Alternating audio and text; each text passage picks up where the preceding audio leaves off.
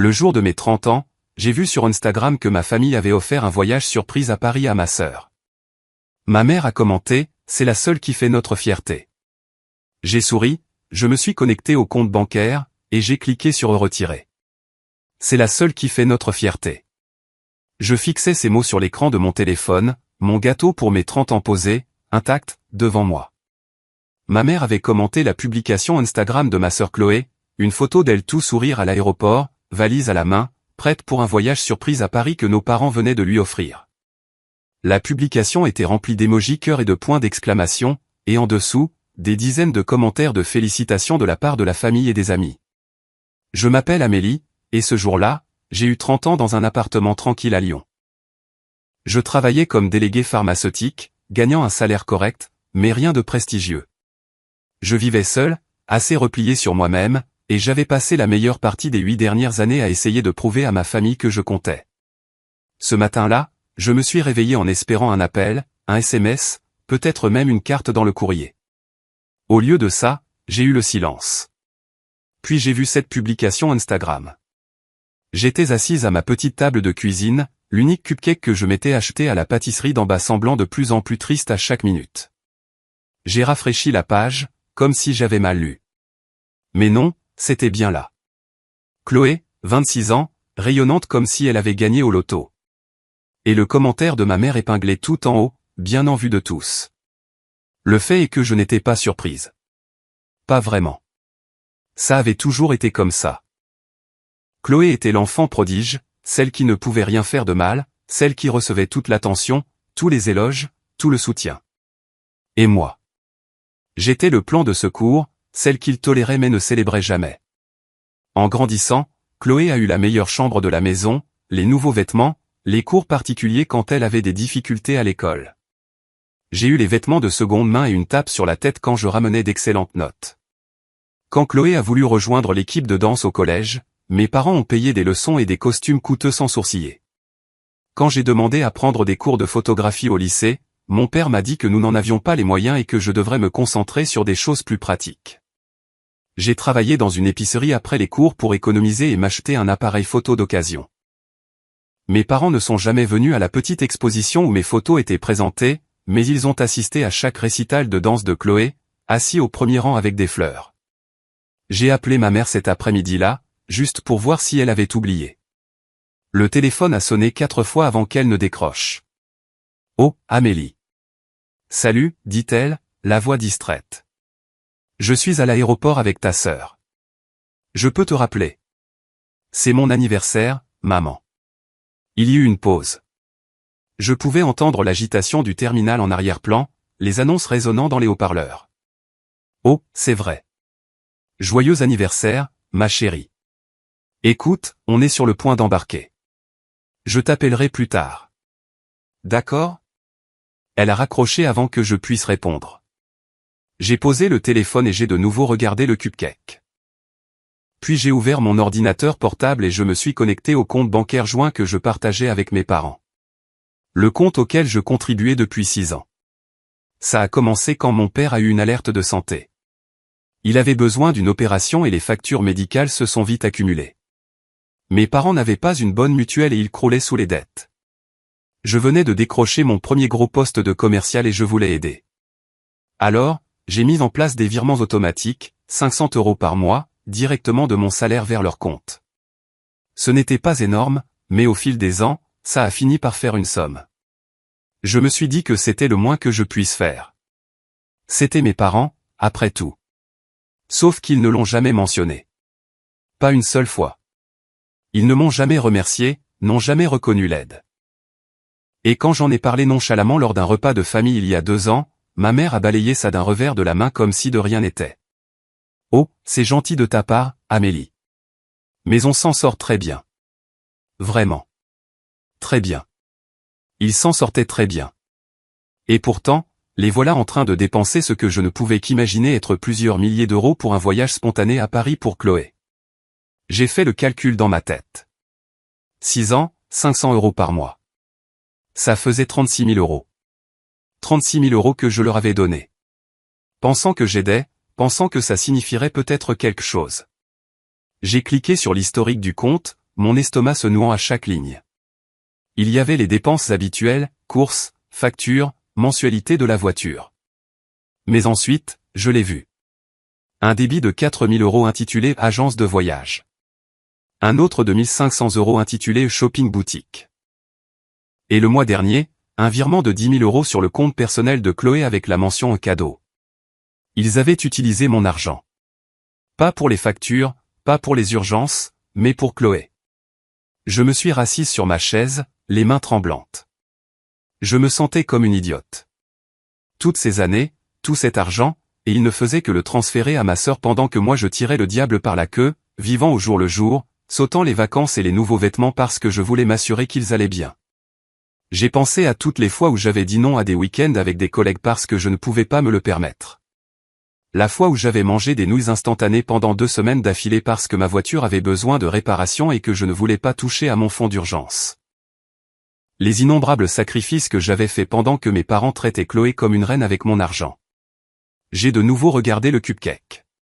Puis j'ai regardé l'écran et j'ai pris une décision. J'ai cliqué sur retirer. Il m'a fallu 3 jours pour déplacer tout l'argent. 36 000 € transférés sur mon compte personnel par petites tranches pour ne déclencher aucune alerte. Je me suis dit que je ne volais pas. C'était mon argent. Je l'avais gagné.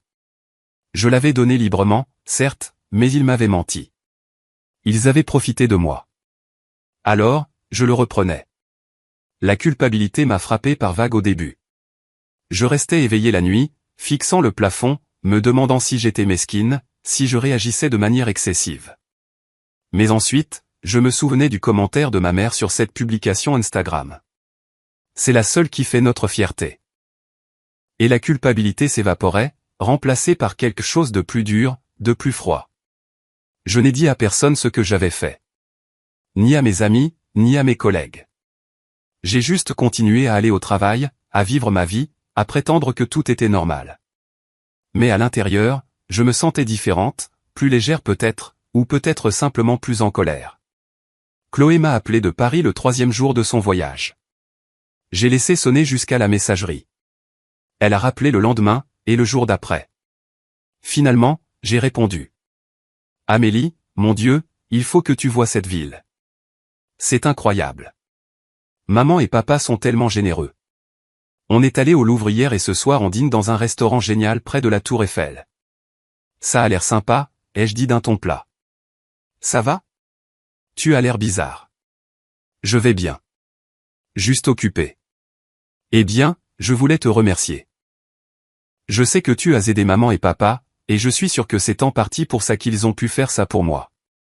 Alors, merci. J'ai failli rire. Presque. Au lieu de ça, j'ai dit, ne t'en fais pas pour ça. Tu es la meilleure grande sœur du monde, a-t-elle dit, et je pouvais entendre le sourire dans sa voix. J'ai raccroché et j'ai jeté mon téléphone à travers la pièce. Le truc avec Chloé, c'est qu'elle n'était pas une mauvaise personne. Elle n'était ni méchante ni malveillante. Elle était juste inconsciente. Gâtée, oui, mais pas intentionnellement cruelle. Elle croyait sincèrement que le monde tournait autour d'elle, parce que c'est comme ça que nos parents l'avaient élevée. Et je ne pouvais même pas lui en vouloir pour ça. Ce n'était pas sa faute s'il l'avait choisie comme favorite. Mais ça faisait quand même mal. Je me souviens, quand on était enfant, peut-être 10 et 14 ans. J'avais économisé mon argent de poche pendant 3 mois pour acheter cet appareil photo vintage que j'avais repéré chez un prêteur sur gage. Le jour où j'ai enfin eu assez d'argent, je suis rentré à la maison, excité de le montrer à mes parents. Mais Chloé venait d'avoir une mauvaise note à un contrôle de maths, et mes parents étaient assis avec elle à la table de la cuisine, la consolant, lui promettant une nouvelle tablette si elle améliorait ses notes. C'est super, Amélie, avait dit ma mère quand je lui ai montré l'appareil, levant à peine les yeux. Maintenant, va faire tes devoirs. J'ai emporté l'appareil dans ma chambre et j'ai pleuré. Pas parce que je voulais des éloges, mais parce que je voulais qu'il s'en soucie juste un tout petit peu. J'ai passé la semaine suivante à chercher quoi faire avec l'argent. Je n'allais pas le gaspiller dans une bêtise. Je voulais l'utiliser sagement, d'une manière qui aurait vraiment un sens. J'ai pensé à l'investir, peut-être à le mettre de côté pour un apport pour une maison. Mais je suis tombé sur une annonce pour une formation en facturation médicale et gestion administrative. C'était un programme de 6 mois qui me certifierait pour travailler dans l'administration de la santé, quelque chose qui m'avait toujours intéressé, mais pour lequel je n'avais jamais eu le temps ni l'argent. Le programme coûtait 8 000 € d'avance. Avant, cela aurait semblé impossible. Maintenant, j'en avais les moyens. Je me suis inscrite le soir même. Mes parents n'ont pas remarqué l'argent manquant tout de suite, ou s'ils l'ont fait, ils n'ont rien dit. Mais 2 semaines après que je l'ai retiré, mon père a appelé. Amélie, il faut qu'on parle. Mon cœur s'est serré. À propos de quoi? Le compte. Il y a eu une sorte d'erreur. Beaucoup d'argent a disparu. Disparu? Oui. Plus de 30 000 €. J'ai appelé la banque et ils ont dit que ça avait été transféré. Tu sais quelque chose à ce sujet? J'ai marqué une pause, choisissant mes mots avec soin. Je l'ai retiré. Tu as quoi? C'était mon argent, papa. Je l'ai mis sur ce compte. Je l'ai repris. Il y eut un long silence à l'autre bout du fil. Puis, Amélie, cet argent était pour les urgences. On comptait dessus. Les urgences, ai-je répété, la voix tendue. Comme un voyage à Paris. Un autre silence. C'est différent, dit-il finalement. En quoi? Chloé avait besoin d'une pause. Elle a travaillé si dur. Et ta mère et moi voulions faire quelque chose de spécial pour elle. Et moi alors? Les mots sont sortis plus brusquement que je ne l'avais prévu. Ça fait 6 ans que je mets de l'argent sur ce compte, papa. 6 ans. Et pas une seule fois, ni toi ni maman n'avez dit merci. Pas une seule fois vous n'avez demandé si j'avais besoin d'aide. Vous l'avez juste pris et donné à Chloé. Ce n'est pas juste, dit-il. Mais sa voix manquait de conviction. Non, papa. Ce qui n'est pas juste, c'est que je me suis démené pour soutenir cette famille pendant que vous me traitez comme si je n'existais pas. Alors oui, j'ai repris mon argent et je ne suis pas désolé. J'ai raccroché avant qu'il ne puisse répondre. Mes mains tremblaient à nouveau, mais cette fois, ce n'était pas de culpabilité. C'était d'adrénaline. D'avoir enfin pris ma défense. Ça faisait du bien. Terrifiant, mais bien. Je me suis versé un verre de vin et je me suis assise sur mon canapé, fixant le vide. Une partie de moi s'attendait à se sentir plus mal. Une partie de moi pensait que la culpabilité m'écraserait. Mais au lieu de ça, j'ai ressenti un soulagement, comme si j'avais enfin coupé une corde qui m'étranglait depuis des années. Les retombées ont été immédiates. Ma mère m'a appelé le soir même, sa voix stridente et accusatrice. Comment as-tu pu nous faire ça, Amélie? On te faisait confiance. Vous me faisiez confiance, ai-je rétorqué. Vous me mentez depuis des années. On n'a pas menti. On ne pensait juste pas que tu en ferais toute une histoire. Toute une histoire? Maman, c'était 36 000 €. 36 000 € que je vous ai donnés parce que je pensais que vous en aviez besoin. Et vous les avez dépensés pour Chloé. Chloé traverse une période difficile en ce moment. Elle avait besoin de notre soutien. Et moi non? Ma mère n'a pas répondu à ça. À la place, elle a dit, ton père et moi sommes très déçus de toi. J'ai ri amèrement. Bien sûr que vous l'êtes, parce que je suis toujours la déception, n'est-ce pas? Chloé ne peut rien faire de mal. Mais moi, je suis juste la ratée qui ne mérite rien. Ce n'est pas vrai. N'est-ce pas? Quand est-ce que tu as célébré quelque chose que j'ai fait pour la dernière fois, maman? Quand est-ce que tu m'as même demandé comment j'allais? Elle est restée silencieuse un long moment. Puis, on en reparlera quand tu te seras calmée. Et elle a raccroché. Je n'ai pas pleuré. J'en avais envie, mais les larmes ne venaient pas.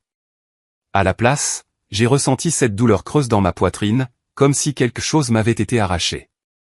J'avais toujours su que mes parents préféraient Chloé, mais entendre ma mère le défendre si nonchalamment, c'est ça qui m'a brisé. Je me suis plongé dans la formation en facturation médicale après ça. C'était un moyen de me distraire, de canaliser toute la colère et la douleur dans quelque chose de productif. Le programme était intense, mais j'adorais ça. Pour la première fois depuis des années, j'avais l'impression de faire quelque chose pour moi, pas pour quelqu'un d'autre. Pas pour prouver quelque chose, pas pour obtenir une approbation, juste pour moi. Les cours avaient lieu 2 fois par semaine le soir. Et le week-end, j'étudiais dans un café près de mon appartement. J'ai rencontré d'autres étudiants, des gens qui essayaient aussi d'améliorer leur vie. Et pour une fois, je ne me sentais pas si seul. Une femme, Patricia, était une mère célibataire d'une quarantaine d'années qui avait été licenciée de son emploi en usine et se reconvertissait pour quelque chose de plus stable. On déjeunait ensemble entre les cours parfois, et elle me racontait des histoires sur ses enfants, sur la difficulté de la situation, mais à quel point ça en valait la peine. Tu fais ce qu'il faut, m'a-t-elle dit un samedi après-midi alors que nous révisions des codes de facturation. Investir en toi-même, c'est la chose la plus intelligente que tu puisses faire. Ma collègue, Vanessa, a aussi remarqué le changement en moi. Nous étions amis depuis un moment, mais elle a commencé à m'inviter plus souvent à prendre un café, me demandant comment j'allais. Je ne lui ai pas tout raconté, mais je lui en ai dit assez sur l'argent, sur ma famille, sur le sentiment d'invisibilité que j'avais toujours eu. Tu as bien fait, a-t-elle dit un après-midi alors que nous étions assises dans un café près de notre bureau. Il profitait de toi. Je n'arrête pas de me le dire, ai-je répondu. Mais une partie de moi se sent toujours coupable. Pourquoi? Parce que tu as pris ta défense? Parce que ce sont mes parents et Chloé et ma sœur. Je suis censé leur pardonner, non? Vanessa a secoué la tête. Le pardon, ce n'est pas la même chose qu'être un paillasson, Amélie. Tu peux aimer ta famille et quand même fixer des limites. Ces mots m'ont marqué. J'avais passé tellement de temps à essayer de gagner l'amour de ma famille que j'avais oublié que je n'avais pas à le faire. Je pouvais juste m'en aller.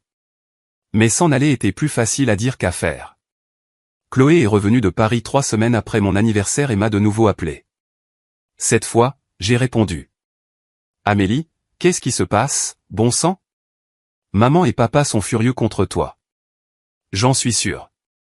Ils ont dit que tu avais pris de l'argent de leur compte. C'est vrai? C'était mon argent, Chloé. Mais ils en avaient besoin. Non, ils n'en avaient pas besoin. Ils l'ont utilisé pour t'envoyer à Paris. Elle est restée silencieuse un moment. Puis, je ne savais pas ça. Bien sûr que tu ne le savais pas. Tu ne sais jamais rien, n'est-ce pas? Tu te laisses juste porter par la vie pendant que le reste d'entre nous ramasse les morceaux. Ce n'est pas juste, dit-elle d'une petite voix. Peut-être pas, mais c'est la vérité. Amélie, je suis désolé. Je ne réalisais pas, ça n'a plus d'importance, les jeux interrompus. Profite juste de ta vie, Chloé. C'est ce que tu sais faire de mieux. J'ai raccroché et bloqué son numéro. Ce soir-là, je me suis regardé dans le miroir pendant un long moment. Je ne reconnaissais pas la personne qui me fixait. Elle avait l'air plus dure, plus en colère, mais aussi plus forte. J'ai pensé aux commentaires de ma mère sur Instagram. C'est la seule qui fait notre fierté. Et j'ai réalisé quelque chose. Je n'avais pas besoin qu'il soit fier de moi. J'avais juste besoin d'être fier de moi-même. Et pour la première fois de ma vie, je l'étais. J'ai fait défiler mes photos des dernières années, des photos de moi à des événements professionnels, à des dîners entre amis, lors de voyages en solo que j'avais pu faire quand j'arrivais à économiser assez d'argent. Sur chacune d'entre elles, je souriais, mais le sourire n'atteignait jamais mes yeux. J'avais l'air fatigué, vaincu. J'ai pris un selfie à ce moment-là, debout dans ma salle de bain en jogging avec les cheveux en désordre. Et j'ai souri, un vrai sourire, parce que j'avais enfin fait quelque chose pour moi. Je l'ai posté sur mon propre Instagram avec une légende simple, 30 ans et épanoui. Je n'ai identifié personne. Je n'en avais pas besoin. Ce n'était pas pour eux. C'était pour moi. Un mois s'est écoulé avant que mes parents ne me recontactent. J'avais bloqué le numéro de Chloé, mais ma mère a trouvé un autre moyen de me joindre, par email. L'objet était, nous devons parler de cette situation. J'ai failli le supprimer sans le lire. Presque. Mais la curiosité l'a emporté, alors je l'ai ouvert. Amélie, ton père et moi avons discuté de ton comportement récent, et nous pensons que tu nous dois une explication. Prendre cet argent était extrêmement égoïste, surtout quand tu savais que nous avions des projets. Chloé a été très contrariée par tout ça, et franchement, nous aussi.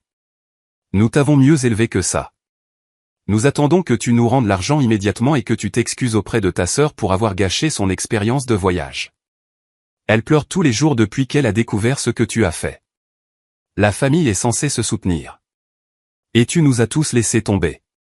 S'il te plaît, appelle-nous pour qu'on puisse résoudre ça comme des adultes. Maman. Je l'ai lu 3 fois. Chaque fois, je sentais ma tension artérielle monter un peu plus.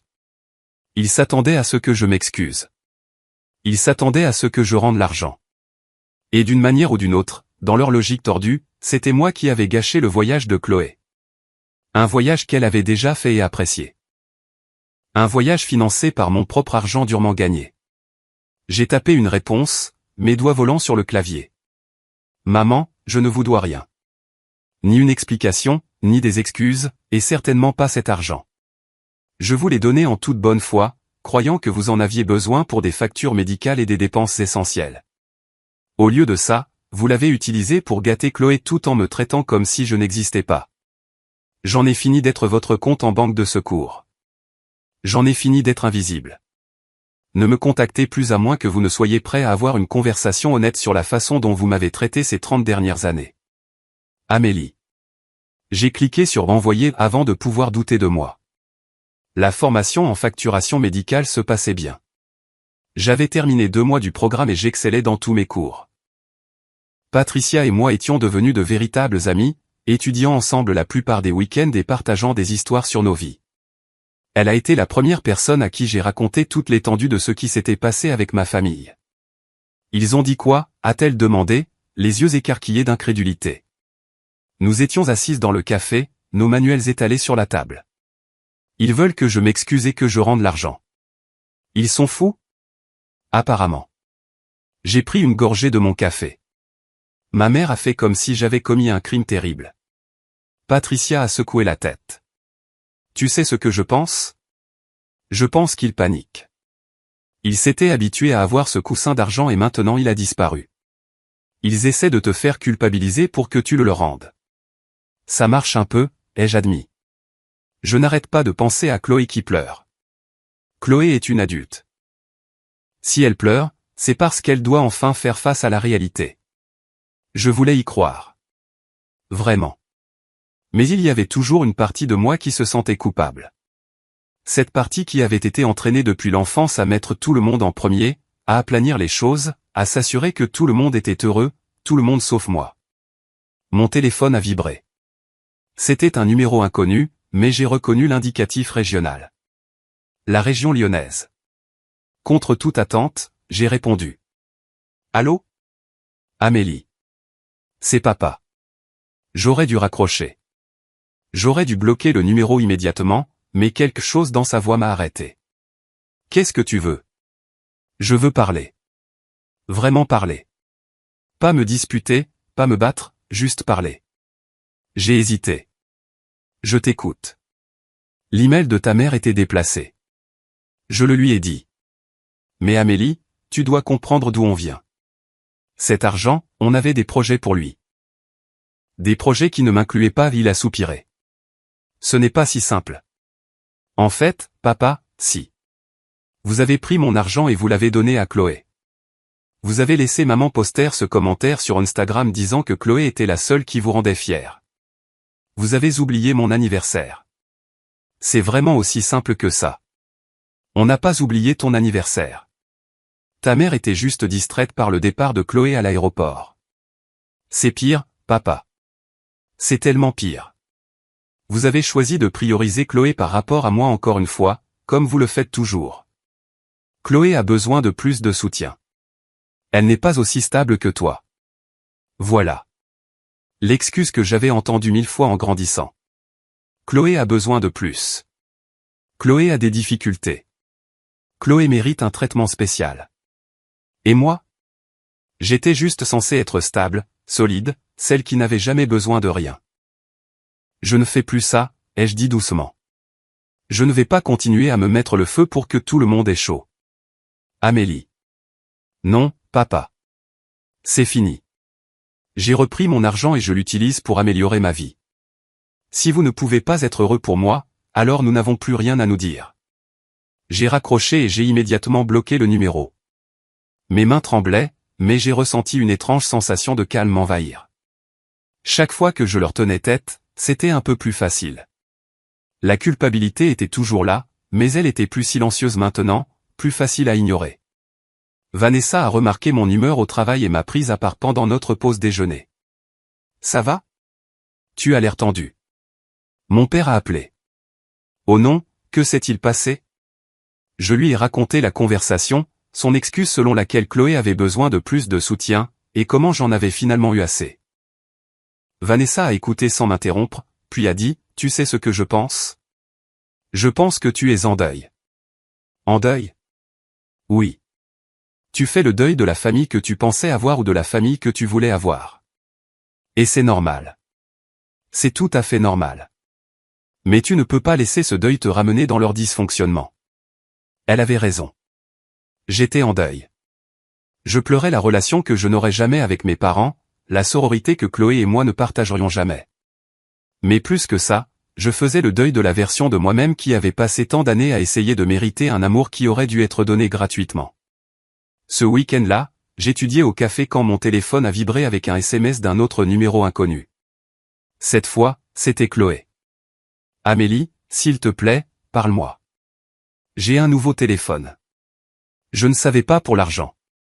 Je ne savais pas qu'ils utilisaient le tien. Je suis tellement désolé.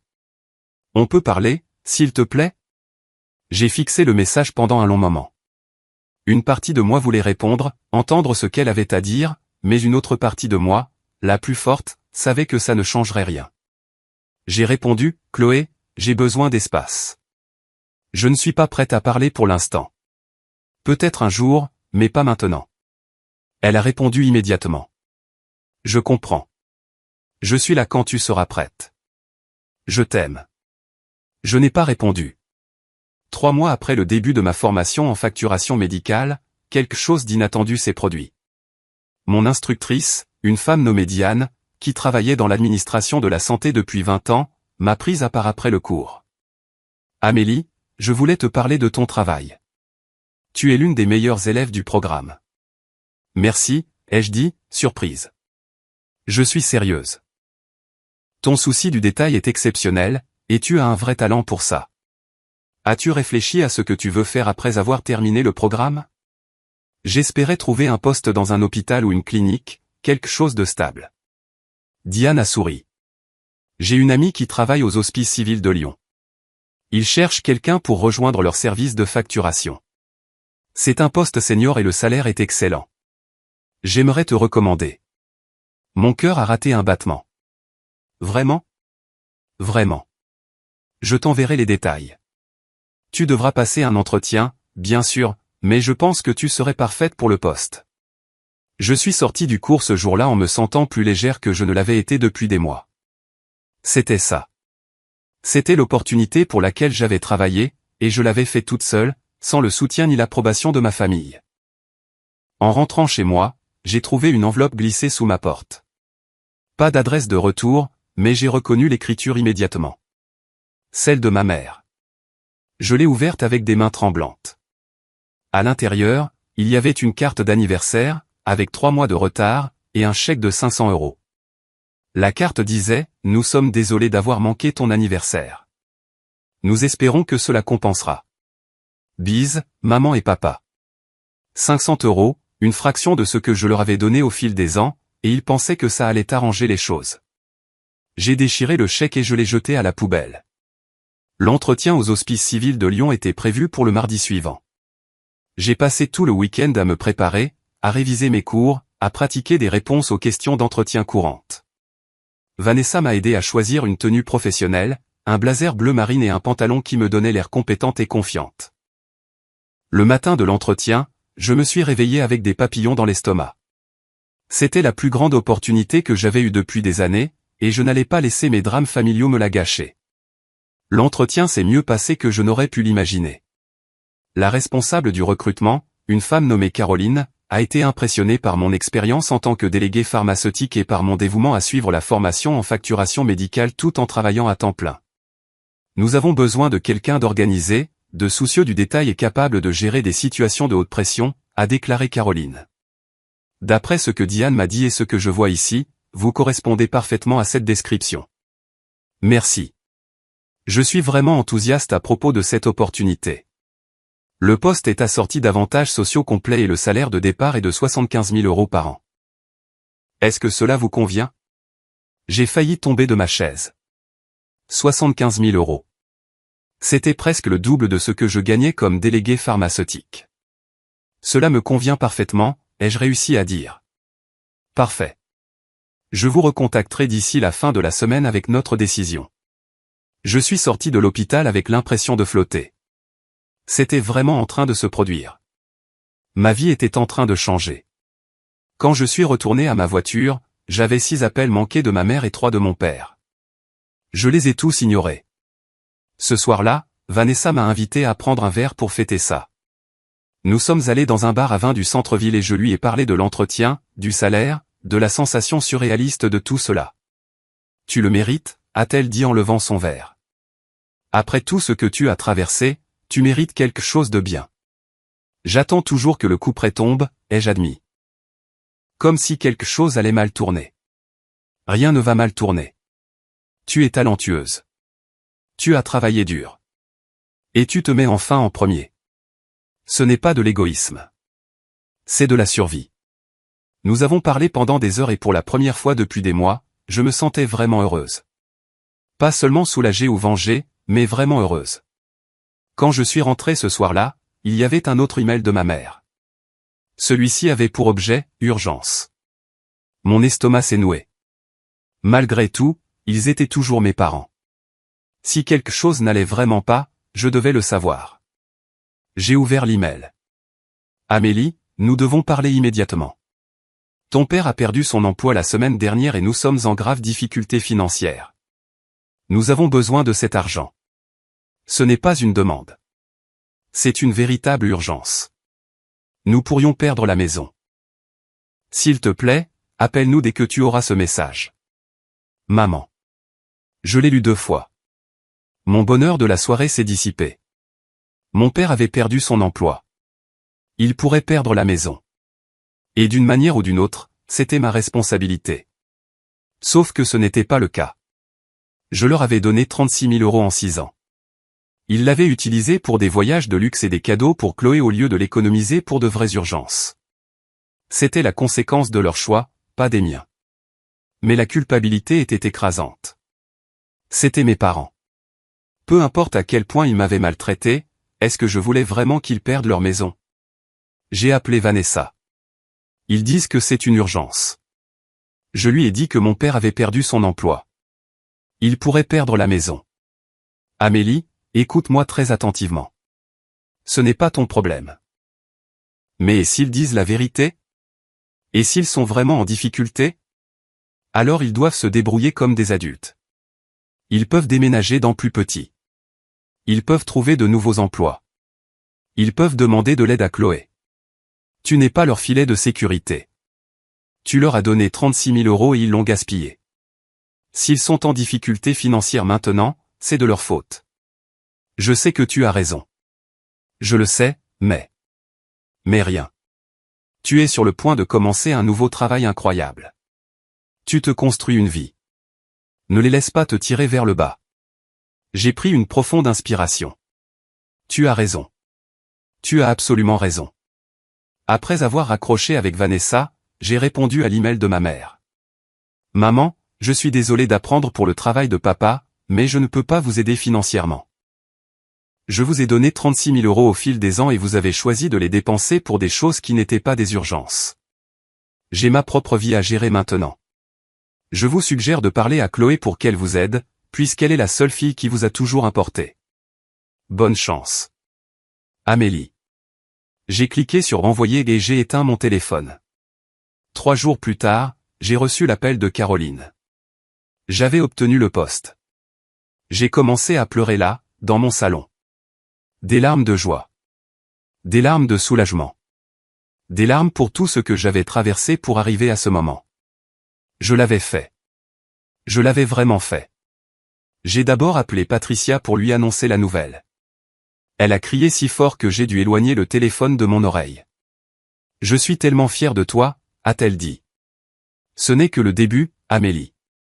Tu vas faire des choses incroyables. » Puis j'ai appelé Vanessa, qui a insisté pour que nous sortions fêter ça dignement. Nous sommes allés dans un bon restaurant, pas trop chic, mais plus agréable que n'importe quel endroit où j'étais allé depuis des années. J'ai commandé le plat le plus cher du menu et je ne me suis pas senti coupable. Au nouveau départ, a dit Vanessa en levant son verre. Au nouveau départ, ai-je répété en écho. Ma date d'entrée en fonction à l'hôpital était dans 3 semaines. J'ai donné ma démission à la société pharmaceutique, et mon patron a été compréhensif, voire même m'a félicité. La formation en facturation médicale se terminait et j'avais fini avec les meilleures notes. Tout se mettait enfin en place. Puis Chloé s'est présentée à mon appartement. Je rentrais des courses quand je l'ai vue assise sur les marches devant mon immeuble. Elle avait l'air différente, plus mince, fatiguée. Son apparence habituellement soignée avait disparu, remplacée par quelque chose de plus sobre. « Qu'est-ce que tu fais ici ?» ai-je demandé, pas méchamment, mais pas chaleureusement non plus. Je devais te voir pour m'excuser en personne. Chloé, je t'ai dit que j'avais besoin d'espace. Je sais, mais s'il te plaît, donne-moi juste 5 minutes. C'est tout ce que je demande. J'ai hésité, puis j'ai déverrouillé la porte. 5 minutes. Nous sommes montés dans mon appartement et j'ai posé les courses sur le comptoir. Chloé se tenait maladroitement dans mon salon, regardant autour d'elle comme si elle n'y avait jamais été. Ce qui était le cas. Je ne l'avais jamais invitée. Amélie, je ne savais pas, a-t-elle commencé. Je jure que je ne savais pas qu'ils utilisaient ton argent. Quand je l'ai découvert, je les ai confrontés. On a eu une énorme dispute. Et ils m'ont dit que tu étais dramatique, que tu leur avais donné l'argent librement et que maintenant tu essayais de le leur reprocher. Mais je sais que ce n'est pas vrai. J'ai examiné leur relevé bancaire. J'ai tout vu. J'ai croisé les bras. Alors, qu'est-ce que tu veux? L'absolution? Non. Je veux que tu saches que je suis désolé. Je suis désolé d'avoir été inconsciente, d'avoir tout pris pour acquis, de ne pas avoir réalisé à quel point il te traitait mal. Tu es ma sœur, et j'aurais dû le remarquer. Sa voix s'est brisée sur le dernier mot, et j'ai vu des larmes se former dans ses yeux. Chloé, tu étais juste ce qu'ils t'ont appris à être. Je ne t'en veux pas pour ça. Mais j'aurais dû être meilleur. J'aurais dû faire attention. J'aurais dû te défendre. Je me suis un peu adouci. Oui, tu aurais dû. Je leur ai dit que je ne prendrais plus d'argent de tant qu'ils ne s'excuseraient pas auprès de toi. Et je le pensais. Cela m'a surprise. Tu as fait ça? Je l'ai fait. Et ils sont furieux contre moi maintenant, aussi. Apparemment, je suis ingrate. Malgré tout, j'ai ressenti une petite lueur de sympathie pour elle. Bienvenue dans mon monde. Je ne sais pas comment tu as supporté ça si longtemps. Je n'avais pas le choix. Chloé a essuyé ses yeux. Je déménage de chez eux. J'ai trouvé mon propre appartement et je retourne à l'université pour finir mon diplôme. Je ne serai plus leur petite princesse parfaite. Tant mieux pour toi, ai-je dit, et je le pensais. Tu penses qu'on pourrait un jour être de vraies sœurs? Pas seulement par le sang, mais être vraiment la l'une pour l'autre? J'y ai réfléchi. Peut-être un jour. Mais ça va prendre du temps, Chloé. Beaucoup de temps. Je comprends. J'attendrai aussi longtemps qu'il le faudra. Après son départ, je me suis assise sur mon canapé et j'ai réfléchi à ce qu'elle avait dit. Elle essayait. Elle essayait vraiment. Ça n'effaçait pas le passé, mais c'était quelque chose. Mon téléphone a vibré avec un autre email de ma mère. J'ai failli ne pas l'ouvrir, mais quelque chose m'a poussé à cliquer. Amélie, je ne sais pas ce que tu as dit à Chloé, mais elle refuse de nous aider. Tu l'as montée contre nous. Tu es en train de déchirer cette famille. J'espère que tu es heureuse. Maman. J'ai supprimé l'email sans répondre. J'étais heureuse, et c'est ce qui les terrifiait le plus. Les 2 semaines suivantes sont passées en un clin d'œil. J'ai terminé la formation en facturation médicale en tête de ma classe, j'ai reçu ma certification et je me suis préparé pour mon nouveau travail à l'hôpital. Patricia m'a organisé une petite fête chez elle, invitant quelques-uns de nos camarades de classe. C'était simple, juste de la pizza et du gâteau, mais c'était plus authentique que n'importe quelle réunion de famille à laquelle j'avais assisté. Un discours, a crié quelqu'un, et tout le monde a ri. Je me suis levée, me sentant maladroite, mais reconnaissante. Je veux juste vous dire merci. Il y a 6 mois, j'étais dans une période très sombre. Je me sentais invisible et pas apprécié. Mais cette formation et vous tous, vous m'avez aidé à me souvenir que j'avais de la valeur. Alors, merci d'avoir été là pour moi. Tout le monde a applaudi et Patricia m'a serré dans ses bras. Tu vas tout déchirer dans cet hôpital, a-t-elle chuchoté. La veille de commencer mon nouveau travail, j'ai décidé de faire quelque chose que j'avais remis à plus tard. J'ai passé en revue tous mes réseaux sociaux et j'ai cessé de suivre mes parents. Je ne les ai pas bloqués, mais je ne voulais plus voir leurs publications. J'en avais fini de laisser leur vie affecter la mienne. En parcourant, j'ai remarqué quelque chose d'étrange. Ma mère avait publié un statut 2 jours plus tôt. Parfois, vos enfants vous déçoivent d'une manière que vous n'auriez jamais imaginée. Nous avons élevé Amélie pour qu'elle soit meilleure que ça, mais elle a choisi l'égoïsme plutôt que la famille. Je prie pour qu'elle voie la lumière. La publication avait des dizaines de commentaires, principalement de parents et d'amis de la famille que je connaissais à peine. La plupart soutenaient ma mère, disant des choses comme « Reste forte et la famille, c'est tout ». Mais il y en avait quelques-uns qui se démarquaient. Ma tante Lydie, la sœur de mon père, avait commenté « Peut-être qu'il est temps de regarder vos propres actions au lieu de blâmer Amélie. Je vous ai vu traiter cette fille comme de la merde pendant des années. Elle mérite mieux. » Et mon cousin Jacques avait écrit « Amélie vous soutient financièrement depuis des années, et vous ne l'avez même jamais remerciée. Peut-être qu'elle en a eu marre d'être prise pour acquise. » J'ai ressenti une vague de justification. D'autres personnes avaient remarqué. D'autres personnes connaissaient la vérité. J'ai fait une capture d'écran de la publication et des commentaires, puis je les ai enregistrés dans un dossier sur mon ordinateur, intitulé « Assurance », au cas où j'aurais un jour besoin de preuves.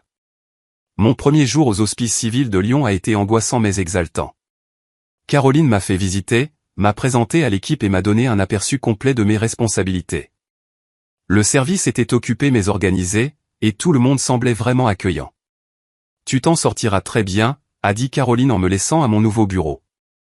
Si tu as besoin de quoi que ce soit, n'hésite pas à demander. J'ai passé la première semaine à apprendre les systèmes, à me familiariser avec les processus et à rencontrer différents services pour comprendre comment tout était connecté. C'était beaucoup à absorber, mais j'ai adoré chaque minute. C'était réel. C'était à moi, et personne ne pouvait me l'enlever. À la fin de ma première semaine, Caroline m'a appelé dans son bureau. Je voulais prendre de tes nouvelles et voir comment tu t'adaptes. C'est incroyable, ai-je dit. Honnêtement. Merci encore pour cette opportunité. Tu l'as mérité. J'ai eu d'excellents retours de l'équipe. Tu apprends vite. Je fais de mon mieux. Je le vois. Et je voulais que tu saches qu'il y a des possibilités d'évolution ici. Si tu continues à performer à ce niveau, je pourrais te voir passer à un poste de direction d'ici 1 an ou 2. Direction. D'ici 1 an ou 2. Je pouvais à peine y croire. Ce serait incroyable, ai-je réussi à dire. Continue simplement à faire ce que tu fais. Je suis sorti de son bureau avec l'impression de marcher sur un nuage. Ce week-end-là, j'ai finalement répondu au dernier SMS de Chloé. Je l'ai invitée à déjeuner dans un café décontracté près de mon appartement. Rien de chic, rien de chargé émotionnellement, juste 2 sœurs essayant de voir si elles pouvaient sauver quelque chose des décombres de leur famille. Elle est arrivée l'air nerveux, serrant son sac à main comme une bouée de sauvetage. Merci d'avoir accepté de me voir, a-t-elle dit en s'asseyant. Je me suis dit qu'il était temps. Nous avons commandé des sandwichs et avons bavardé de tout et de rien pendant un moment, son nouvel appartement, ses projets de retourner à l'université, mon nouveau travail. C'était guindé et maladroit, mais c'était un début. J'ai de nouveau parlé à maman et papa, a-t-elle dit finalement. Ils refusent toujours de prendre leurs responsabilités. Ils pensent que tu es vindicative. Bien sûr qu'ils le pensent. Je leur ai dit que je ne participerai plus à leur jeu. Que s'ils voulaient une relation avec moi, ils devaient grandir et s'excuser auprès de toi. Et comment ça s'est passé? À peu près comme on pouvait s'y attendre. Maman m'a raccroché au nez. Papa m'a traité de sale gosse ingrate. J'ai ressenti une pointe de sympathie pour elle. Je suis désolé. Ne le sois pas. Tu avais raison sur tout. J'étais si aveugle, Amélie. J'ai tout pris pour acquis et je les ai laissés me transformer en cette personne gâtée et inconsciente. Je ne veux plus être ça. Le changement prend du temps. Je sais, mais je suis prête à faire les efforts si tu me le permets. Je l'ai regardé, vraiment regardé, et j'ai vu quelque chose que je n'avais jamais vu auparavant. De la sincérité, du remords, un véritable désir d'être meilleur. D'accord, ai-je dit finalement, mais on repart de zéro. Pas d'attente, pas de pression, juste deux personnes qui essaient d'être sœurs. Ça me va. Nous avons fini de déjeuner et nous nous sommes quittés avec une étreinte maladroite mais sincère. Ce n'était pas le pardon, pas encore. Mais c'était un début. Ce soir-là, j'ai reçu une notification sur mon téléphone. Ma mère m'avait identifié dans une publication Facebook. Contre toute attente, j'ai cliqué dessus. La publication était un long message décousu sur les valeurs familiales, le respect et comment les enfants doivent tout à leurs parents. Et à la fin, elle avait écrit « Amélie, si tu lis ceci, sache que ton père et moi sommes navrés par tes actions. Nous prions pour que tu reviennes vers nous avant qu'il ne soit trop tard. » Les commentaires étaient un mélange de soutien pour mes parents et de questions sur ce qui s'était passé. Certains parents me demandaient directement ce qui se passait. J'aurais pu l'ignorer. J'aurais probablement dû l'ignorer, mais quelque chose en moi a craqué. J'ai commenté la publication. Maman, je vous ai donné 36 000 € en 6 ans pour aider avec les factures médicales et les dépenses. Vous l'avez utilisé pour financer des voyages de luxe et des cadeaux pour Chloé tout en m'ignorant complètement. Vous avez oublié mon anniversaire, déclaré publiquement que Chloé était la seule enfant qui vous rendait fier, et maintenant vous essayez de me faire culpabiliser pour que je vous donne plus d'argent. J'en ai fini d'être votre distributeur automatique. Si vous voulez une relation avec moi, commencez par vous excuser et prendre la responsabilité de vos actions. J'ai cliqué sur « Publier » avant de pouvoir douter de moi. En quelques minutes, les commentaires ont commencé à affluer. Certains parents étaient choqués, d'autres me soutenaient. Ma tante Lydie a commenté « Enfin, quelqu'un l'a dit ». Et ma mère a répondu « C'est une affaire de famille privée. Comment oses-tu étaler nos affaires publiquement ?» J'ai répondu « Tu l'as rendu public quand tu m'as identifié. Je ne fais que donner ma version de l'histoire. » Puis je me suis déconnecté et j'ai bloqué mes deux parents sur tous les réseaux sociaux. Mes mains tremblaient, mais je me sentais plus légère que je ne l'avais été depuis des années. J'avais enfin dit la vérité. J'avais enfin pris ma défense d'une manière qui ne pouvait être ni ignorée ni rejetée. Et j'en avais fini de m'excuser pour ça. La publication Facebook a explosé pendant la nuit. Au moment où je me suis réveillé le lendemain matin, il y avait plus de 200 commentaires et d'innombrables partages. Mon téléphone était inondé de messages de parents à qui je n'avais pas parlé depuis des années. Certains me soutenaient, d'autres exigeaient des explications. Ma tante Lydie m'a appelé à 7 heures du matin. « Amélie, ma chérie, ça va ? » Je vais bien. Mieux que bien, en fait. Je viens de voir ce que tu as posté. Je n'avais aucune idée que c'était si grave. La plupart des gens ne le savaient pas. Ils étaient doués pour le cacher. Eh bien, la vérité est sortie maintenant. Ton oncle Thomas et moi en avons parlé, et nous voulons que tu saches que nous sommes de ton côté. Ce que tes parents ont fait est inexcusable. Merci. Ça compte beaucoup. Et entre toi et moi, ta mère est en train de perdre la tête. Elle a appelé tout le monde dans la famille, essayant de les rallier à sa cause. Ça ne se passe pas bien pour elle. J'ai ressenti une petite poussée de satisfaction. Tant mieux. Après avoir raccroché avec Lydie, j'ai vérifié mes emails. Il y avait 3 messages de ma mère, chacun plus désespéré que le précédent. Le premier était en colère, m'accusant de trahison et de diffamation. Le deuxième était manipulateur, parlant de la peine qu'elle et mon père ressentaient. Le troisième était presque suppliant, me demandant de supprimer la publication et de l'appeler. J'ai supprimé les 3 sans répondre. Au travail ce lundi-là, je me suis plongé dans mon nouveau rôle. Le service de facturation de l'hôpital était complexe et exigeant, mais j'adorais le défi. Caroline m'avait confié plusieurs comptes prioritaires à gérer, et j'étais déterminé à prouver que j'avais ma place. Pendant le déjeuner, Vanessa a appelé. « Alors, j'ai vu ta publication Facebook. Toi et tout le monde. Ça va ? » Il a fallu du courage. J'en ai marre de cacher leur dysfonctionnement. S'ils voulaient de la discrétion, ils n'auraient pas dû étaler leurs griefs publiquement en premier. C'est juste. Comment le prennent-ils ? Pas bien, d'après ce que j'ai entendu. Mais ce n'est plus mon problème. Bien joué. Sérieusement, je suis fier de toi. Cet après-midi-là, j'ai reçu un appel d'un numéro inconnu. J'ai failli ne pas répondre, mais quelque chose m'a dit que je devais le faire. Allô ? Amélie. C'est ton père. Je me suis tendu. Comment as-tu eu ce numéro? J'ai demandé à ton cousin Jacques.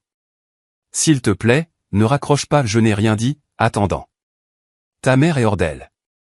Cette publication Facebook. Tu nous as humiliés devant toute la famille.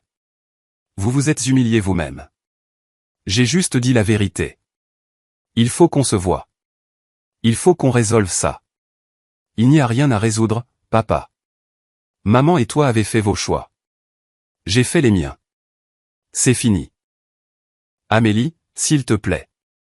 Nous sommes tes parents. Alors peut-être que vous auriez dû agir comme tel. Je te le demande une dernière fois. Rencontre-nous cette semaine. On t'invite à dîner.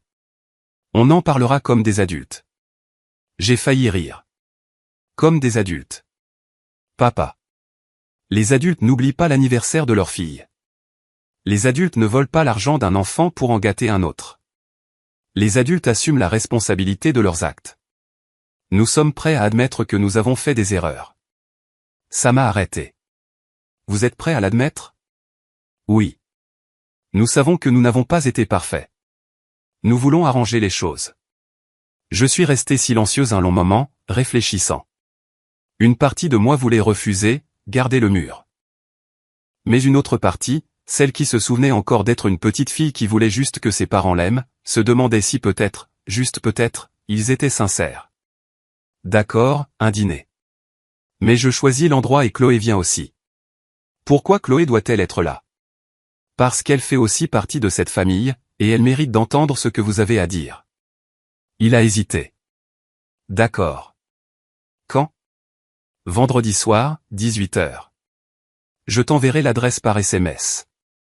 Après avoir raccroché, j'ai immédiatement appelé Chloé. Ils veulent nous voir, lui ai-je dit. Nous tous, vendredi soir. Que as-tu dit? J'ai dit oui, mais j'ai besoin de toi en renfort.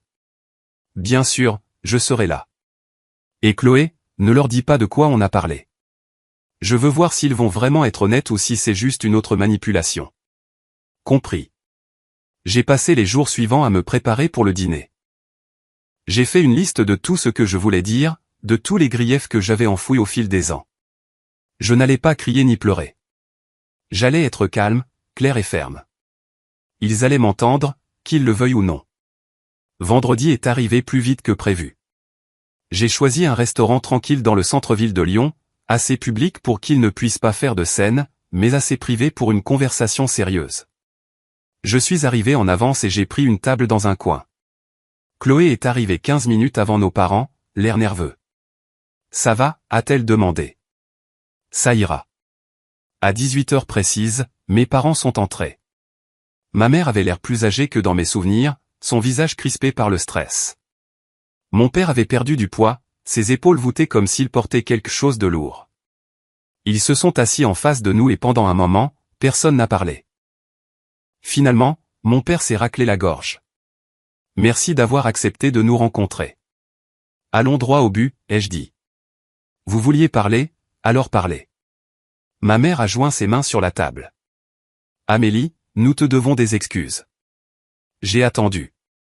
Nous avons beaucoup réfléchi à ce que tu as dit sur l'argent et sur la façon dont nous t'avons traité. Et tu as raison.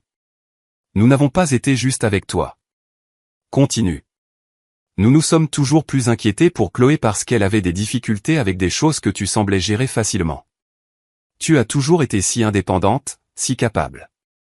Nous pensions que tu n'avais pas autant besoin de nous. Alors vous avez simplement cessé d'essayer. Nous n'avons pas cessé d'essayer. Nous avons juste priorisé différemment. Tu as oublié mon anniversaire, maman. Tu as commenté sur Instagram que Chloé était la seule qui vous rendait fière. En quoi est-ce priorisé différemment? Elle a baissé les yeux. Ce commentaire était une erreur. J'étais juste excité pour ta sœur. Une erreur que tu as laissée à la vue de tous. Mon père est intervenu. Nous sommes ici parce que nous voulons arranger ça. Nous voulons retrouver notre famille. Vous voulez retrouver votre distributeur automatique, ai-je corrigé. Soyons honnêtes sur la vraie raison. Ce n'est pas juste, a dit ma mère. Vraiment? Papa a perdu son travail. Vous êtes en difficulté financière. Et soudain, vous voulez vous réconcilier. Le timing est plutôt pratique. Chloé a parlé pour la première fois. Elle a raison. Vous ne vous souciez pas d'arranger les choses jusqu'à ce que vous ayez besoin d'argent. Ma mère s'est tournée vers elle, choquée. Chloé, tu sais que ce n'est pas vrai. En fait, je ne sais pas. Amélie dit la vérité sur tout. J'ai examiné les relevés bancaires. J'ai vu où tout son argent est allé, et j'ai réfléchi à la façon dont vous nous avez traités différemment en grandissant. Elle n'invente rien. Nous vous avons donné à toutes les deux tout ce que nous pouvions, a insisté mon père. Non, ai-je dit fermement. Vous avez tout donné à Chloé. Vous m'avez donné les restes et les critiques. La table est tombée dans le silence. Finalement, la façade de ma mère s'est fissurée. Qu'est-ce que tu veux de nous, Amélie? Tu veux qu'on rampe, qu'on supplie? Nous sommes là. Nous nous excusons. Que veux-tu de plus? Je veux que vous le pensiez. Nous le pensons. Alors prouvez-le. Dites-moi une chose dont vous êtes fier à mon sujet. Une réussite que vous avez célébrée. Une fois où vous avez mis mes besoins en premier. Elle a ouvert la bouche, puis l'a refermée. Elle ne trouvait rien. La réalisation m'a frappé comme un coup de poing à l'estomac. Il ne pouvait vraiment pas trouver une seule chose. C'est bien ce que je pensais, ai-je dit doucement. Mon père s'est penché en avant, la voix tendue. Amélie, tu n'es pas raisonnable. Nous essayons. Non, vous essayez de me manipuler pour que je me sente coupable et que je vous donne plus d'argent. Il y a une différence. Ce n'est pas de ça qu'il s'agit, a protesté ma mère. Alors de quoi s'agit-il? Parce que de mon point de vue, ça ressemble à un dernier effort désespéré pour rentrer dans mes bonnes grâces afin que vous puissiez m'utiliser à nouveau. Chloé a tendu la main et a serré la mienne sous la table. Le geste m'a donné de la force. Laissez-moi être très clair, ai-je continué. Je ne vous donnerai plus d'argent. Ni maintenant, ni jamais. J'ai passé 6 ans à vous soutenir et vous m'avez utilisé. C'est fini. Les yeux de ma mère se sont remplis de larmes. Nous allons perdre la maison, Amélie. C'est ce que tu veux? Voir tes parents à la rue? Vous n'allez pas être à la rue. Vous avez des options. Vous pouvez déménager dans plus petit. Vous pouvez trouver des emplois. Vous pouvez demander de l'aide à Chloé puisqu'elle est apparemment la seule fille qui vous importe. Je leur ai déjà dit non, a dit Chloé doucement. Je n'encourage plus ça non plus. Mes parents l'ont regardé avec des expressions de trahison identiques. Toi aussi? A demandé mon père. On t'a mieux élevé que ça. Non, vous m'avez élevé pour être égoïste et privilégié. Amélie m'aide à le voir. Ma mère a repoussé sa chaise, la voix s'élevant. C'est ridicule. Nous nous sommes excusés. Nous avons admis que nous avions fait des erreurs. Que veux-tu de plus?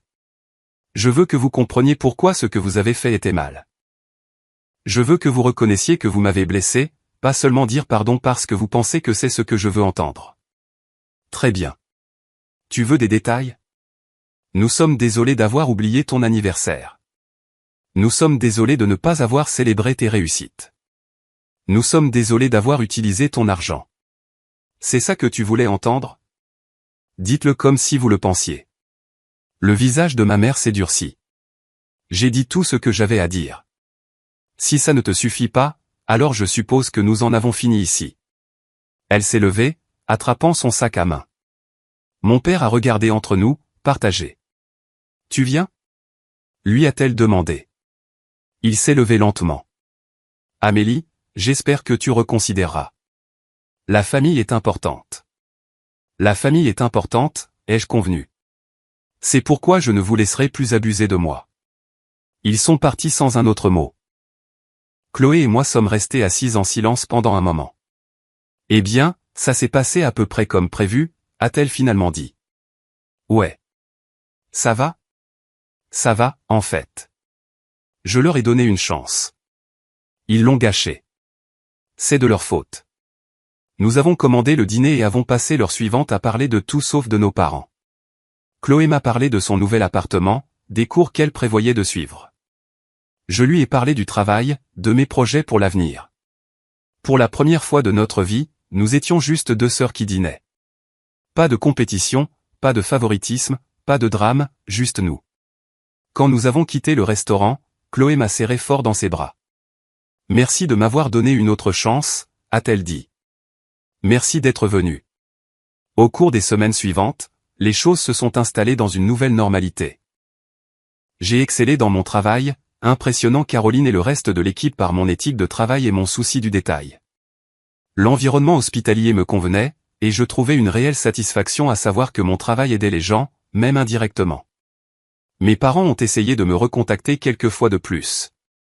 Des emails, des messages vocaux, même une lettre envoyée à mon appartement. Chaque message était le même, apologétique en surface, mais manipulateur en dessous, revenant toujours à leurs problèmes financiers et à la façon dont je pouvais aider. Je les ai tous ignorés. Le drame familial sur Facebook s'est finalement calmé, mais pas avant que plusieurs parents ne me contactent en privé pour me dire qu'ils se doutaient que quelque chose n'allait pas depuis des années. Ma tante Lydie est devenue une présence régulière dans ma vie, m'invitant à des dîners de famille et à des fêtes. Elle avait toujours été gentille avec moi, mais maintenant elle me soutenait activement, faisant tout son possible pour m'inclure. Ta mère est furieuse contre moi, m'a-t-elle dit un dimanche après-midi autour d'un café. Elle pense que je monte la famille contre elle. C'est ce que tu fais? Non. Elle a fait ça toute seule. Je refuse juste de prétendre que tout va bien. 3 mois après le dîner désastreux, Caroline m'a de nouveau appelé dans son bureau. J'ai des nouvelles, a-t-elle dit en souriant. Nous créons un nouveau poste, directrice adjointe de la facturation médicale. J'aimerais te le proposer. Ma mâchoire est tombée. Déjà? Tu as fait tes preuves, Amélie. Tu es organisée, efficace, et l'équipe te respecte. Le poste est accompagné d'une augmentation significative et de plus de responsabilités. Qu'en dis-tu? Oui. Absolument. Oui. Parfait. Nous officialiserons ça la semaine prochaine. Je suis sorti de son bureau dans un état second. Directrice adjointe. Il y a 6 mois, je pleurais devant un cupcake d'anniversaire, me sentant sans valeur et invisible. Maintenant, j'étais promu à un poste de direction dans un grand hôpital. J'ai immédiatement appelé Vanessa pour lui annoncer la nouvelle. Tu plaisantes? C'est incroyable. Je n'arrive pas à croire que ça arrive. Moi, si. Tu as travaillé incroyablement dur. Tu le mérites. Ce week-end-là, Patricia m'a organisé une fête improvisée chez elle. C'était petit, juste elle, ses enfants, Vanessa et Chloé, mais ça signifiait tout pour moi. Ces personnes m'avaient vu au plus bas et m'avaient soutenu pendant que je reconstruisais ma vie. À Amélie, a dit Patricia en levant son verre de soda. La personne la plus forte que je connaisse. Tout le monde a répété le toast, et j'ai senti des larmes me piquer les yeux. Merci, ai-je dit. À vous tous, d'avoir cru en moi quand je ne croyais pas en moi-même. Plus tard dans la nuit, alors que je rentrais chez moi en voiture, mon téléphone a sonné. C'était mon père. J'ai failli ne pas répondre, mais quelque chose m'a poussé à décrocher. Allô? Amélie. C'est papa. S'il te plaît, ne raccroche pas, qu'est-ce que tu veux? Je voulais te dire que j'ai trouvé un nouveau travail. Il ne paie pas autant que l'ancien, mais c'est quelque chose. Et ta mère travaille à temps partiel dans un magasin. Tant mieux pour vous. On va s'en sortir. On trouve des solutions. J'ai attendu la demande, la manipulation, mais elle n'est pas venue. Je voulais aussi dire que je suis désolé. Vraiment désolé. Pas parce que je veux quelque chose de toi, mais parce que tu mérites de l'entendre. Nous avons eu tort. Nous t'avons terriblement traité, et il n'y a aucune excuse pour ça. Je me suis garé sur le côté, les mains tremblantes. Ta mère n'est pas encore prête à l'admettre, mais moi si. Tu avais raison sur tout. Nous t'avons prise pour acquise. Nous avons fait du favoritisme. Nous t'avons utilisé et je suis désolé. Des larmes coulaient sur mon visage. C'était ce que j'avais voulu entendre depuis 30 ans. Merci, ai-je réussi à dire. Je ne m'attends pas à ce que tu me pardonnes. Je ne m'attends même pas à ce que tu veuilles une relation avec moi. Je voulais juste que tu saches que je vois ce que nous avons fait, et j'en ai honte. Nous avons parlé pendant encore 20 minutes. Il n'a pas demandé d'argent, n'a pas essayé de me faire culpabiliser. Il a juste parlé et j'ai écouté. Et pour la première fois de ma vie, j'ai eu l'impression que mon père me voyait vraiment. Quand nous avons raccroché, je suis restée assise dans ma voiture pendant un long moment, dit Gérant. Ce n'était pas le pardon, pas encore, mais c'était un début. Les mois suivants ont apporté des changements que je n'aurais jamais pu imaginer. Mon nouveau rôle de directrice adjointe m'a tenue occupée mais épanouie. J'ai mis en place de nouveaux systèmes qui ont rationalisé le processus de facturation, faisant économiser des milliers d'euros à l'hôpital et améliorant la satisfaction des patients. Caroline a loué mon travail lors des réunions de service, et d'autres directeurs ont commencé à solliciter mon avis sur leur propre processus. Chloé et moi nous sommes rapprochés, nous voyant pour dîner une fois par semaine et nous envoyant des SMS régulièrement. Elle s'était inscrite à l'université et travaillait pour obtenir un diplôme en commerce. Elle avait aussi commencé à voir un thérapeute pour travailler sur la dynamique familiale qu'il avait façonnée. Ma thérapeute dit que j'ai été conditionnée à me voir comme supérieure, m'a-t-elle dit un soir. Et que reconnaître cela est la première étape pour changer. Comment ça se passe? C'est dur. Vraiment dur. Je me surprends constamment à attendre un traitement de faveur et ensuite je dois me rappeler que ce n'est pas normal. Le fait que tu essaies signifie quelque chose. Ma relation avec mon père s'est lentement améliorée. Nous parlions au téléphone toutes les quelques semaines, de brèves conversations où il me donnait des nouvelles de son travail et me posait des questions sur le mien. Ma mère ne s'était toujours pas excusée, et j'avais accepté qu'elle ne le ferait probablement jamais. Certaines personnes ne sont pas capables de ce genre d'introspection. 6 mois après avoir pris mon nouveau poste, j'ai assisté à une conférence sur l'administration de la santé à Paris où j'ai pu échanger avec des professionnels de tout le pays. Lors d'une session sur les innovations en matière de facturation, j'ai rencontré une femme nommée Grace qui dirigeait un cabinet de conseil aidant les hôpitaux à optimiser leurs services de facturation. Vous avez des idées vraiment intéressantes, a-t-elle dit après ma présentation. Avez-vous déjà pensé au conseil? Pas vraiment. Je suis heureuse où je suis. Eh bien, si jamais vous changez d'avis, voici ma carte. Nous sommes toujours à la recherche de personnes talentueuses. J'ai mis la carte dans ma poche, sans trop y penser à l'époque.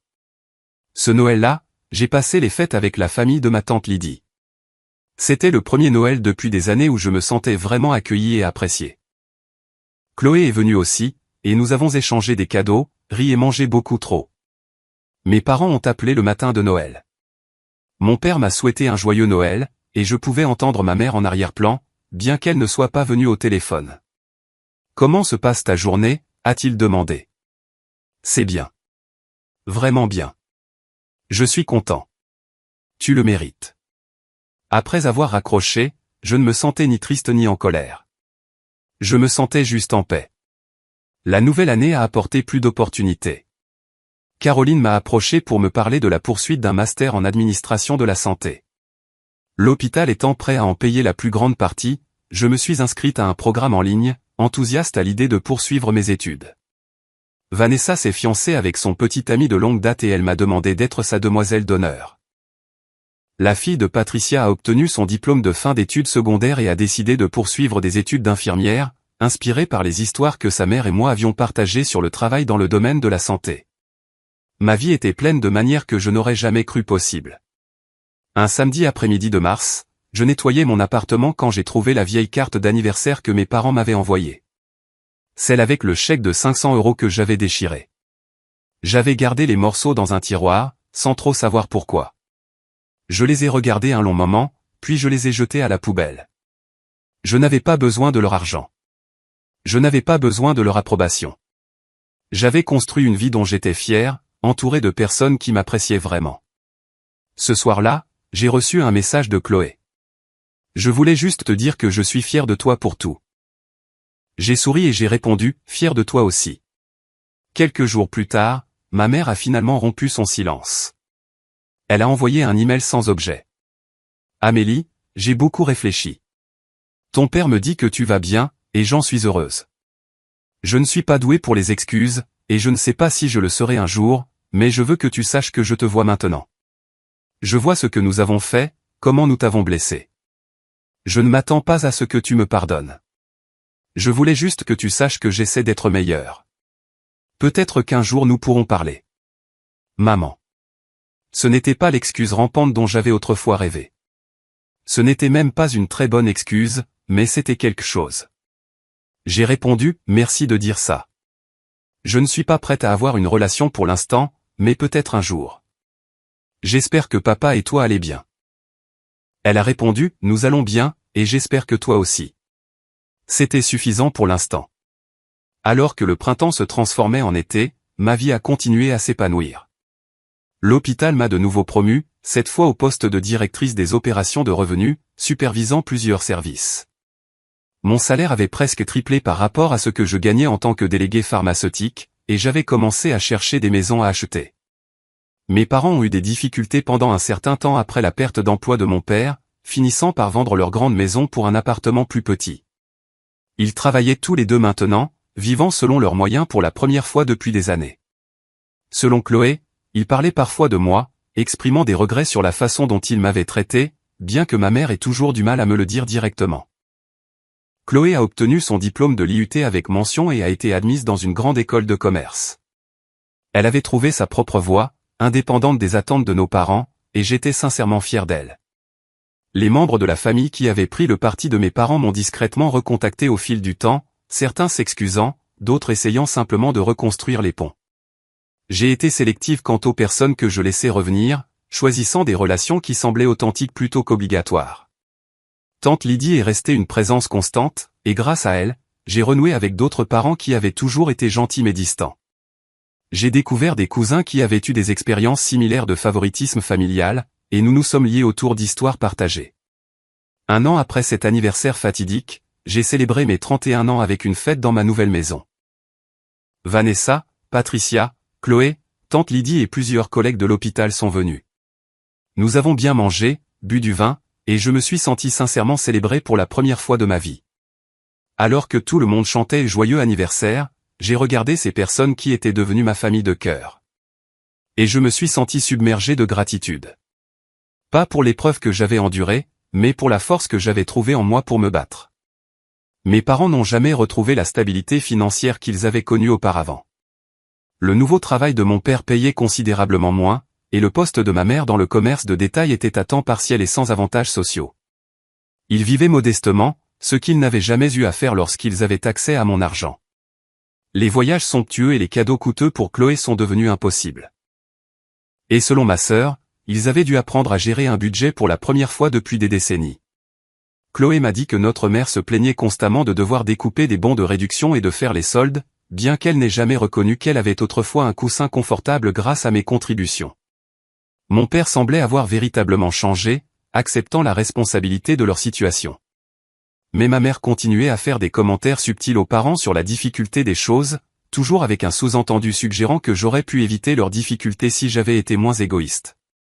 La famille élargie, cependant, voyait clair dans la manipulation maintenant, et la plupart avaient cessé de cautionner son discours. En repensant à tout ce qui s'est passé, j'ai réalisé que retirer cet argent n'était pas une vengeance. C'était de l'autopréservation. J'avais passé tellement d'années à essayer de mériter un amour qui aurait dû être donné gratuitement. À essayer de prouver ma valeur à des gens qui avaient déjà décidé que je n'étais pas assez. Reprendre ce qui m'appartenait ne visait pas à leur faire du mal. Il s'agissait de me choisir enfin moi-même. Et ce faisant, j'ai découvert quelque chose de plus précieux que n'importe quelle somme d'argent ne pourrait acheter. La connaissance inébranlable que j'étais assez, que j'avais toujours été assez, et que je n'avais besoin de l'approbation de personne pour le prouver. Parfois, la meilleure vengeance n'est pas la vengeance du tout. C'est simplement de bien vivre et de refuser de laisser quiconque éteindre votre lumière, jamais plus.